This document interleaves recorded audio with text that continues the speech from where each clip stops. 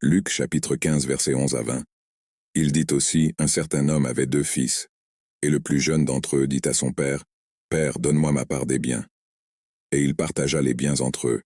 Et quelques jours plus tard, le plus jeune fils ayant tout ramassé, partit pour un pays lointain et là il gaspilla ses biens, vivant dans la débauche.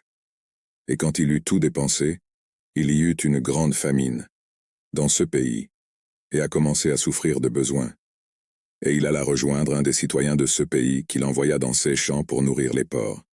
Et il voulait se remplir l'estomac avec les glands que les cochons mangeaient, et personne ne lui donnait rien. Et revenant à lui, il dit, « Combien de journaliers de mon père ont du pain en abondance, et ici je meurs de faim. Je me lèverai, j'irai vers mon père, et je lui dirai, « Père, j'ai péché contre le ciel et contre toi. Je ne suis plus digne d'être appelé ton fils.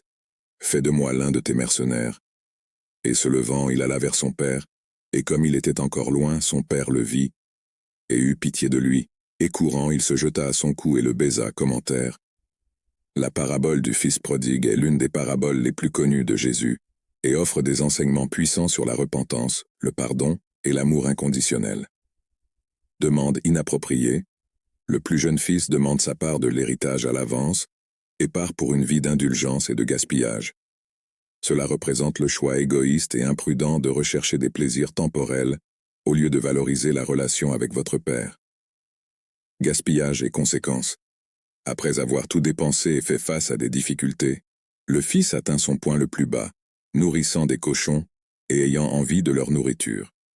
Cela met en évidence la détérioration de leur position et le caractère éphémère des plaisirs mondains. Repentance et retour. Le moment de clarté vient lorsque le fils revient à la raison, reconnaissant sa folie et l'abondance dans la maison de son père.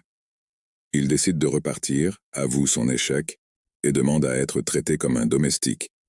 Réception du père. La réaction du père est une image puissante de l'amour inconditionnel de Dieu.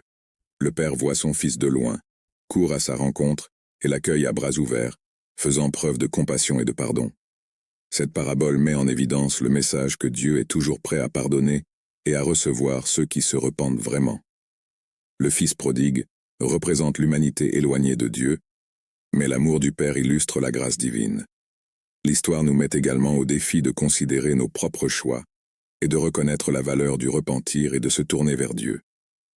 C'est un rappel que même lorsque nous nous égarons, le chemin du retour vers Dieu est toujours ouvert par une repentance sincère